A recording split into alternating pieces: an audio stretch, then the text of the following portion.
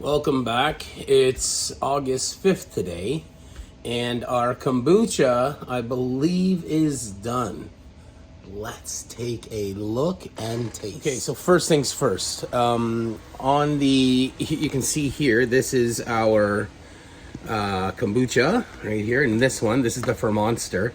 This in total is 7 gallon. Right here it says 7 gallon. This is the 6 gallon, 5 gallon, 4 gallon, etc. Someone said, oh, it looks like 6 liters. Look at the size of my hand. Look at the width of this thing. Now this is a carboy. It's glass. It's for wine. This actually has wine in it. And if you know about these are 6.5 gallon carboys. Actually, sorry, they're 7 gallon, I believe. This is a bigger one. But nonetheless, this is what we're doing here. So I'm going to pull this out. See, we still got our strap on this. I'm going to pull this out because I want to get a taste. You can see our scobies formed really nice here. Let me try to come back in here a little more. All right, there you go. And there's a couple things. So we do have our wine thief again. So we're going to take a sample, but I believe today is good. We've been at the 10-day mark, which the efficiency of the fermentation on this vessel, as large as it is, with the scobies I threw in here and starter, it's been quite remarkable. It's a little red, the tint, you can see a little red tint on the SCOBY, on the pellicle there, because there was some hibiscus in there. So this is again called a wine thief. We got our star san on it, we got our good old little sampler here. So I'm going to just put this in here to take a sample of our kombucha. Just want to get a taste. And we're going to bring this inside, and just so you can see it here. There we go. Get our sample all the way in. All right. And I'm going to put this over in the sink. So before I do anything, I think this is about done. I can smell that vinegary type smell coming off of here. So I'm just closing that up for a moment. This is what we're at. Take a little sample. Smells good. Oh yeah, that tastes great. Beautiful. That hibiscus almost gives it like this raspberry-ish tart flavor. All right, we're gonna be kegging that. So we got to lift this over into the brew room. So I got to put it on that table top right there. So fortunately, I'm going to move my wine out of the way. We have these handles. See this handle? I'm going to be able to see it, but I got this strap here around the Fermonster so we can lift it so it doesn't fall. This is quite heavy. So let's lift it on over up onto that table. All right, got to get a good grip here.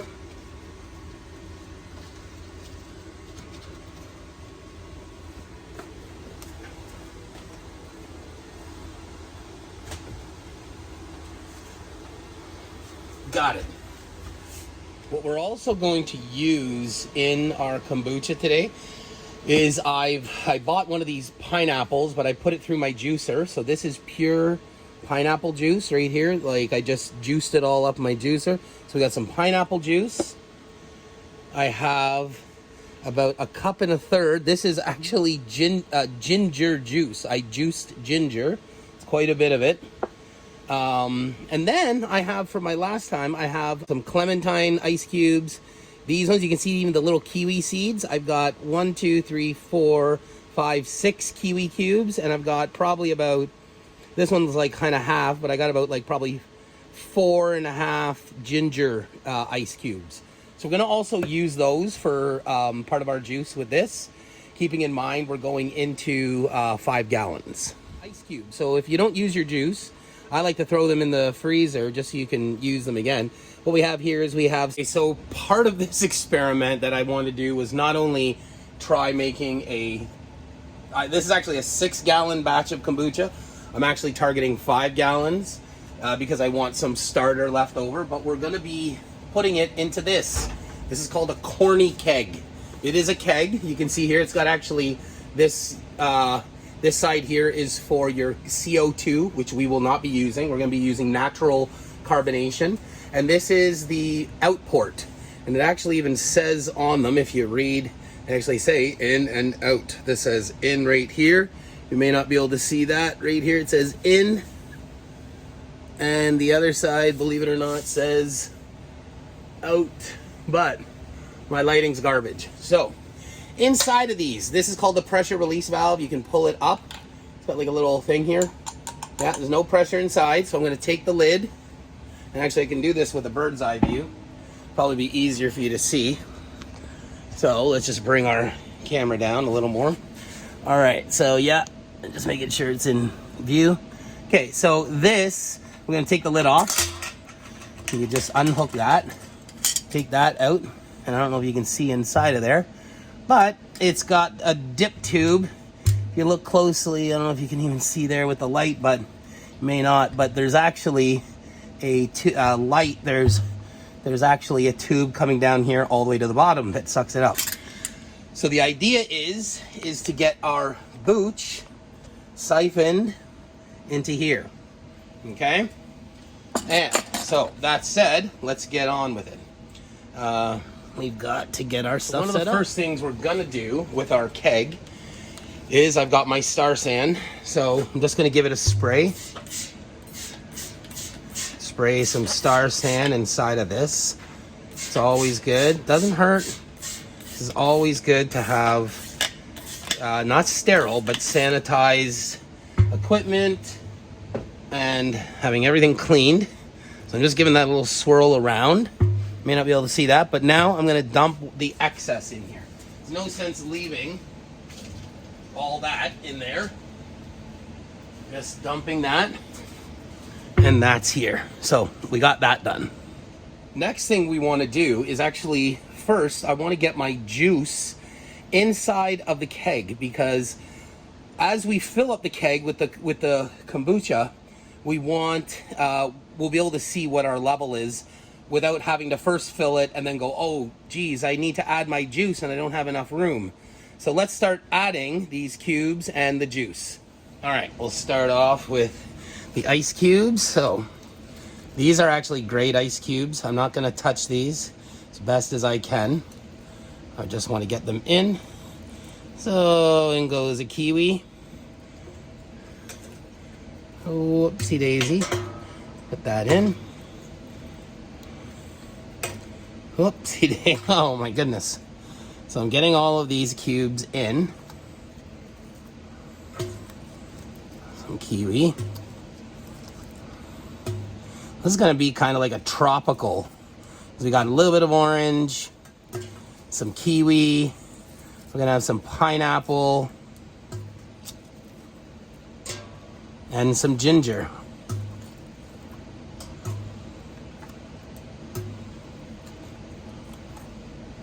Okay. Rinse my hands off. Good. And now let's get our ginger juice. So this is our ginger juice. Get that in. And let's get our pineapple juice. So this is the sugars we're going to be adding that's actually going to be helping with our second fermentation. Okay, done. All right, juice is in. I just want to clean this up. Okay, so now we're going to use our siphon and transfer 5 gallons of this into here. So we're going to start by taking off our lid and putting that down. Then we're going to take our siphon which is our auto-siphon that looks like this. I just cleaned this, but this is the hose that's going to go into the keg. First thing I do want to do is spray the outside of our auto-siphon, just to give it one more last little bit of sanitization. Okay, shake off the excess. As you can see, you got this is actually dripping with star sand. Now what we want to do, and if you remember in the first video, there's actually a cone on the bottom here that the tip of the auto-siphon actually sits in. So first thing we're going to do is we're going to find that. So I'm going to go in, I'm going to push Mr. aside, and I'm going to go right down in the middle until I find that point. There we go, I got it, right there. Okay, so that's that. Got it. Now, that said, I need to take this end and I'm going to drop it inside of the keg. So let me see if I can get you a view of that. I just come loosen this. It comes down here.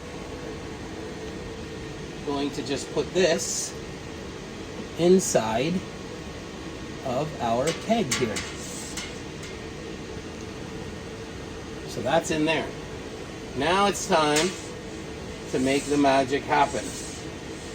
We're going to use our auto-siphon up top here. We're going to get it flowing. So all we gotta do is lift it up. And there it goes.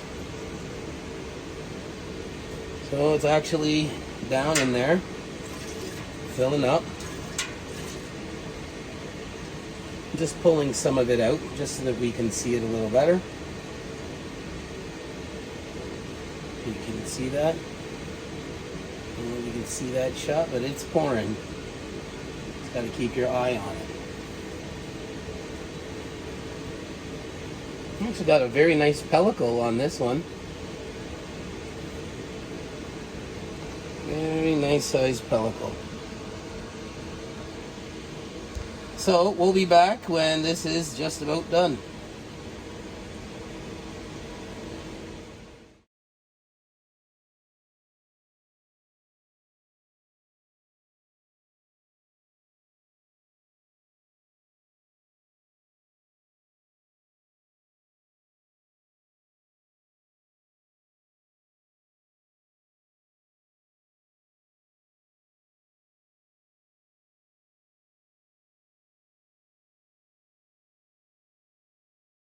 Okay, we're coming to the end. We're almost full here.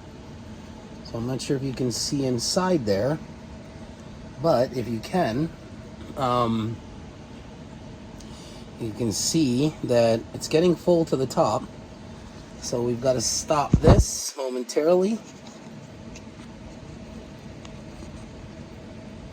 Right, just about there. I don't want to fill it too much. Okay, now that that's full, we need to put our lid on. So we get our lid, we get our star sand, we got a spray on the inside. I always like doing that.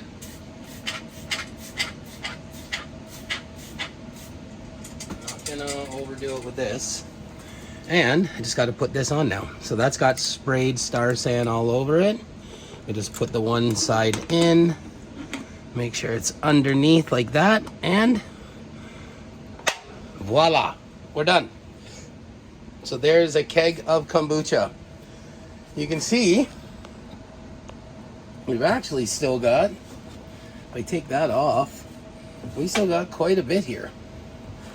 Quite a bit of starter and kombucha.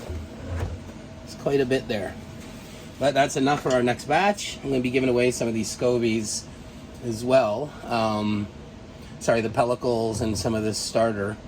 Got some people who want some, but I might even make a couple bottles of this just to check it out. All right, hope you enjoyed that. And I guess the next one will be, we'll have to put this keg. This keg is just going to sit now, and it's got all that juice in it. So you know what? Doesn't hurt to give it a little bit of a tilt just so that we get that juice inside throughout. It's all mixed up. This is gonna sit at room temperature, and every day I'll just check by pulling that pressure release valve just to let out some of that to see how carb it's getting. And once it gets to a given point, I'm gonna put it in my kegerator, which will cold crash it. It'll drop the temperature down to about 4 degrees Celsius, and we'll be good to go. All right. Hey, Booch group. I just wanted to do this quick little video because this is my 2-gallon glass Booch jar that I normally use with you can see the spigot on it. And this is that Fermonster that I mentioned was 7 gallons. And someone asked, oh, you know, is that really 6 gallons or 6 liters? Just to give you an example, 2 gallons, 7 gallons. I think you can pretty much see it right there. And then there was another question. Someone said, well, how do you get the pellicle out of this? Like, this obviously has a wide mouth. You can reach in. This here actually has quite a wide mouth. You can't really get perspective. I've got big chubby hands. And to let you know, just like if you come up to here and you take this off like that, as an example, this, just to show you, look, my entire hand can go inside of this and I can clean it. These things are designed really nice for that purpose. And as you can see there, 7 gallons. 6, may not be able to see it there. At the 6-gallon mark, actually says 6 there. It's probably just because of the light.